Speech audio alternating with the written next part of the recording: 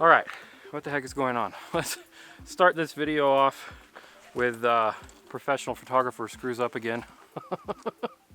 What's up, guys? Welcome to first phone episode of the year, I think. I'm very excited about that. It's been a while. Got a new phone, as you could probably guess by the title. So we got the S21 Ultra, and we come out to one of my favorite places by my house here for some epic phone photography.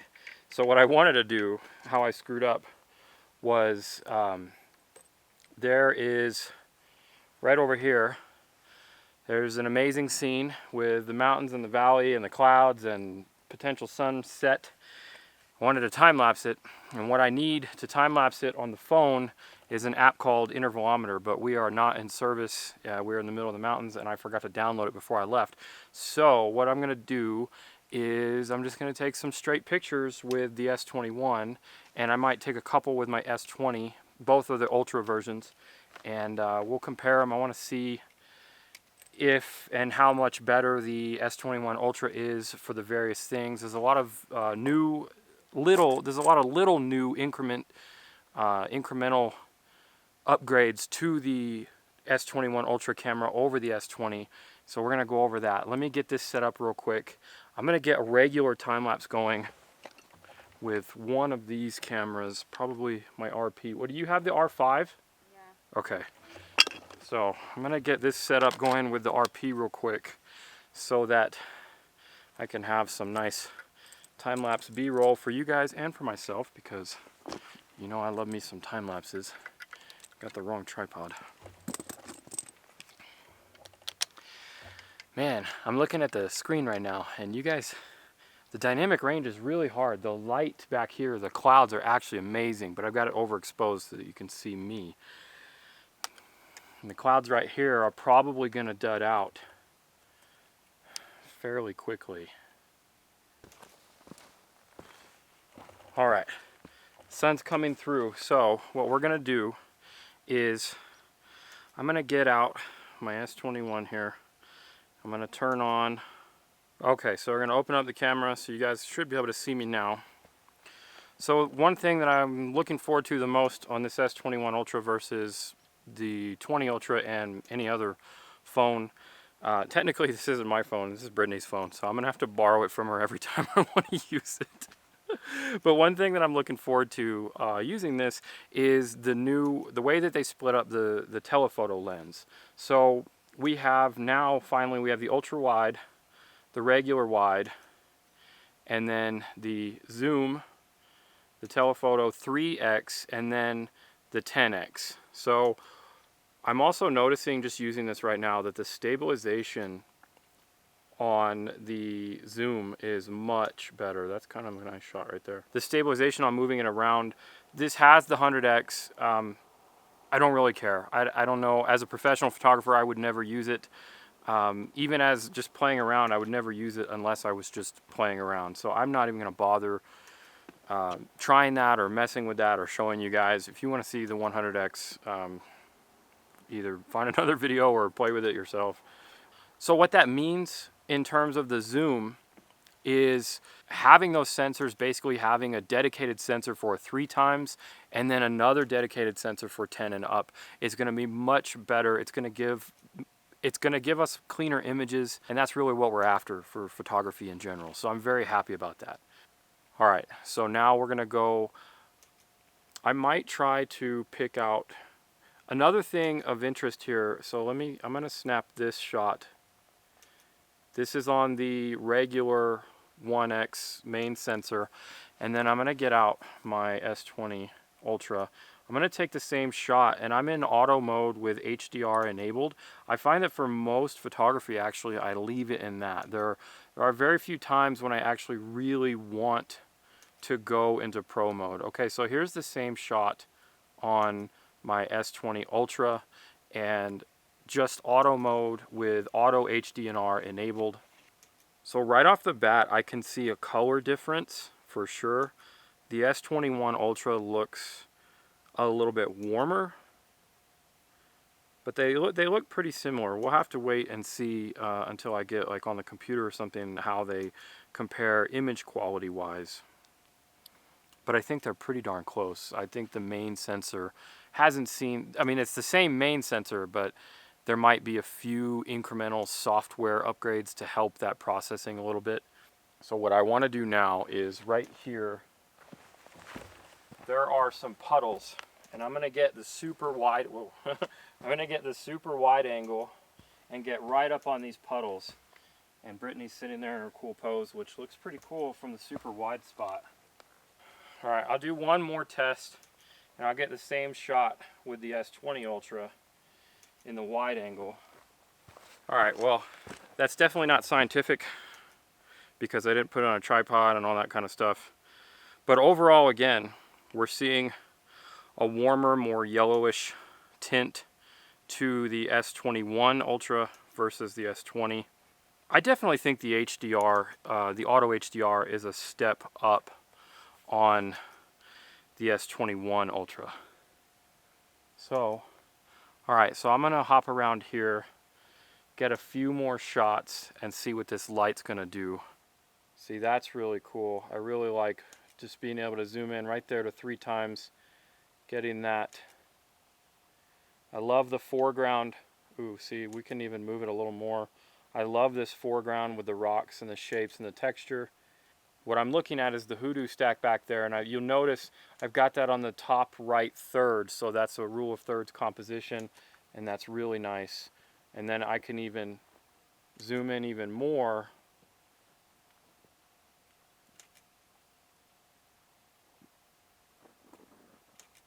It's starting to get shaky for sure, but it's not as bad as my Ultra was. So I really enjoy that. So right here, getting nice and wide, I want those two in my shot for the foreground, and then I want a nice leading line all the way to that guy, and then I want these beautiful cliffs right here, and then those awesome clouds. But I don't want to cut that. I don't want to cut that ridge line off.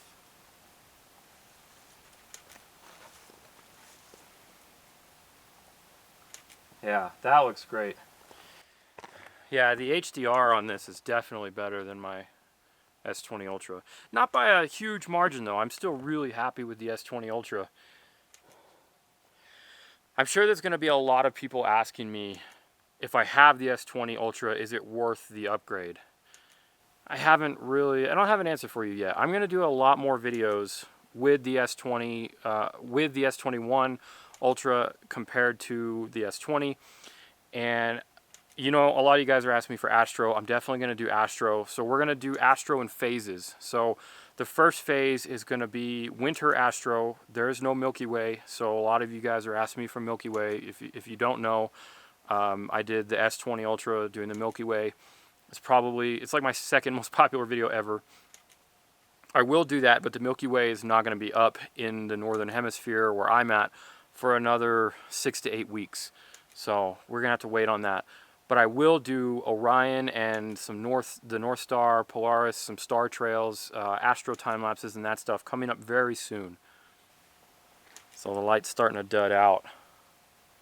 But look this way. This is looking really nice. Let's see. I'm going to see if I can fit all of these in the shot. So we've got 1, 2, 3, and then another one right there. But I really am in it for these 3. Is a triangle pointing right down the valley where I want it. It does, looking at it right here, it does look like sometimes the HDR can be pushed a little too hard. In that case, what I would do is I'm going to go over here to Pro mode. So also make sure you go into the settings. I'm going to have a separate video on settings, on optimizing the camera settings for photography basically and videography. So if you're watching this in the future, then check my S21 Ultra playlist and see, it should be there. But if you're watching this right meow, then wait about a week or so and I should have that. But just make sure that your raw format and advanced options, your raw copies is on. So when we go into Pro mode, now we'll have the ability to edit this ourselves, and then we can push it a little harder or a little differently. Oh, getting out of here is going to be fun. So if you saw my last video where I was playing in the snow, this is the area that I was in, and the snow was like a foot deep and even a little bit more than that in some places. And that was like 2 days ago, and now I'm out here in a t-shirt because it was 64 degrees out today, but we're 8,000 feet up and there's still a lot of patches of snow. So hiking back in this stuff is gonna be fun. For some definition of fun.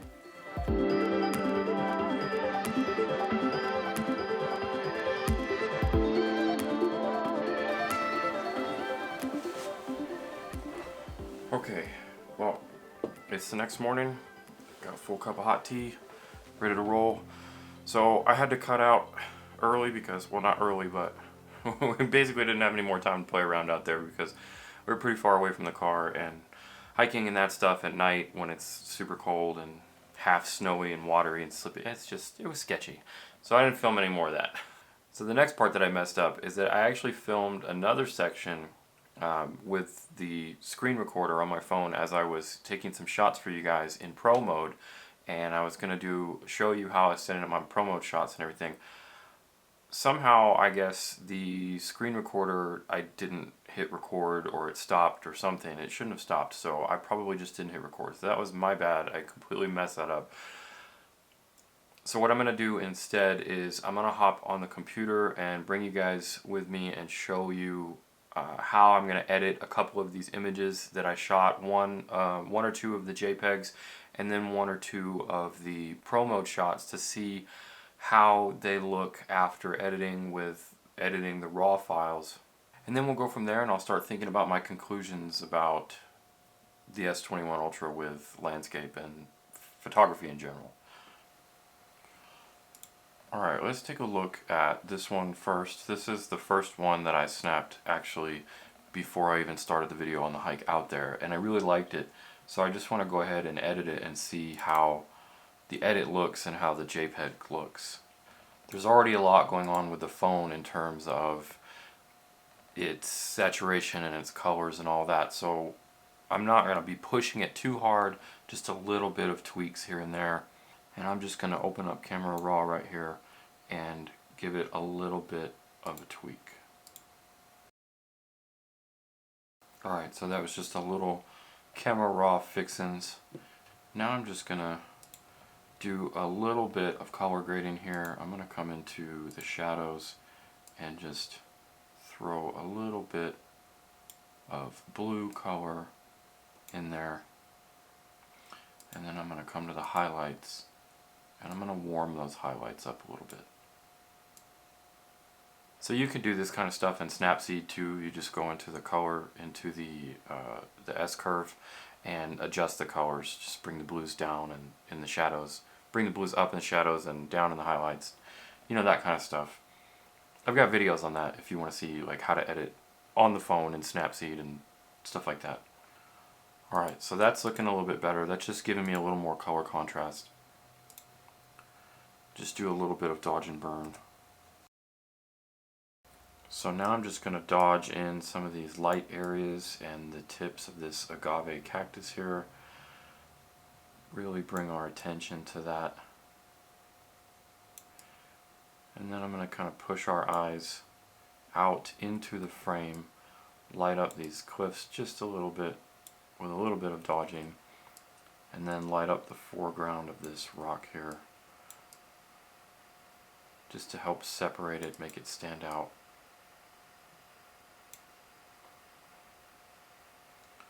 So we don't have to go too crazy with that. And then I'm going to add a little more contrast up in this area. Alright, I'm actually happy with that, so I'm just going to save this and go. Like I said, these don't need much, just a little bit of caressing and color grading, and then we're good to go. Let's take a look at this real quick. So you can tell already, this is the one I was talking about where it looks a little harsh in the HDR. The auto HDR is looking a little bit harsh here. So to me, you can see the color fringing here where this was blown out and then it tried to recover the highlights. So I'm not too stoked on that.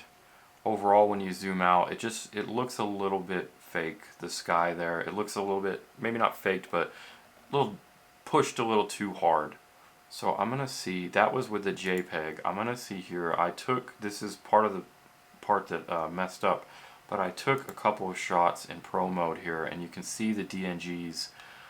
So I'm gonna look at the Pro mode, at the raw DNG shot here, and I'm gonna see how well I can do any recoveries and what that's gonna look like compared to the JPEG. So the first thing I'm gonna do is bring some highlights down. So if you bring it down too much, you can see that it's crushing them in the sky. It's looking ugly. But if we just make a little compromise and bring them down just a little bit. Alright, and now I'm just going to kind of tweak the rest of the image just to get it cleaned up a little bit. Alright, bring that back into Photoshop, and I'm going to finish up just a little bit of the color grade here. Alright, so one more thing you'll notice is that aside from the huge color difference, just because of the way the HDR is pushing all of these different colors and because of the differences in how I edited the raw, all of that aside, look at the sharpness difference. Let's see if I can zoom in here on this rock.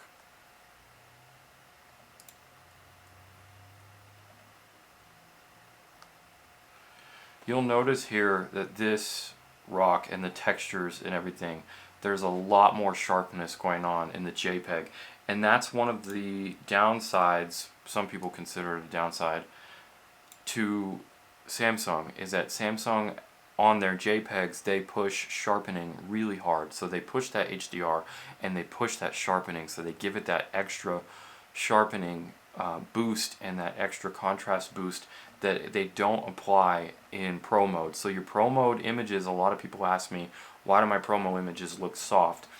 They look soft because you're used to seeing the JPEG version on the phone, which adds a ton of sharpening. So if I wanted to fix this and make it look sharper, then there's a few ways that I could do that. I could add a sharpening mask, I could go add some clarity or some texture, I could down-res the image, whatever. There's a few ways, there's a lot of different ways that you can sharpen the image. But if you're coming from the phone and from using JPEGs all the time and you want to start using Pro mode, keep that in mind, that your Pro mode images are going to look softer, especially when compared to a JPEG image from the same device.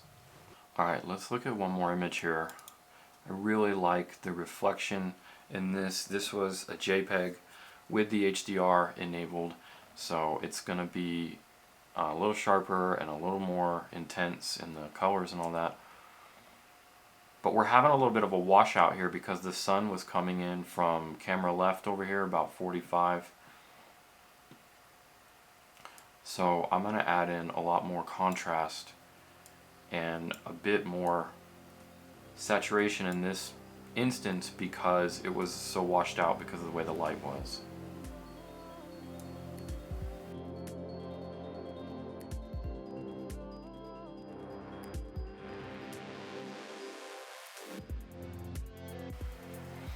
Alright, I think that's pretty good in terms of length of this video. It's getting probably pretty long, which is kind of how I roll anyways. But I think I'll leave it there. I'll edit a few more and then I'll put them up so you guys can see them here at the end. I think though that I'm pretty happy overall with editing both either the JPEG or the raw images. Like I said in the video earlier, I am going to be doing a lot more with the S21, especially with the Pro mode. In terms of astrophotography, we're going to be doing some astro stuff. We're going to be doing some long exposure stuff, so I'm going to show you guys how I'm using filters and how I'm getting long exposures. I'm going to try to find some water out here in the desert, but I think I might be able to find something for you guys. Some time lapses. I want to take a look at doing some time lapses with the S21 Ultra in Pro mode and making some long exposure blends out of that, and I've done that with the S20, so if you guys want to see that and see that whole workflow and all of that, it's going to be the same. We're just going to be doing it on a different phone now, but it's all stuff that I want to look at. I'm very excited about. So all of that's coming up. So if you guys have any questions about anything that I did or didn't do, or take a look at concerning my first look into the landscape photography for the S21 Ultra, leave those in the comments below and I will definitely answer them. And if you made it this far, you should definitely subscribe to the channel because I've got new videos every week. Check out my S21 Ultra and S20 Ultra playlists and you can see all the videos that I've done with those phones, these phones. And hit that like button for me, it definitely makes a difference. It really helps me out and I super appreciate it. Alright, here's the rest of the images. That's it for me. Thanks for watching. I'll see you in the next one.